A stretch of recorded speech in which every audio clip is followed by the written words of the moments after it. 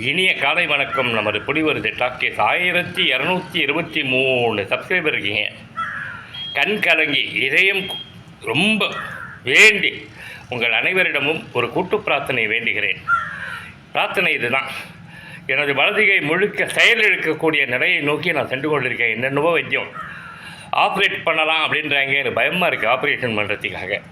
நீங்கள் எப்படியாவது அனைவரும் இன்றைய நாளில் எனக்காக வலிமையான ஒரு கூட்டு பிரார்த்தனை செய்து, ஐயா நல்லா இருக்கணும், இந்த புலிவருது விஜயகுமார் மரணிக்கும் போதாவது எந்த வலி உடல் உபாதைகள் எதுவும் இல்லாமல் நல்லா இருக்கணும்.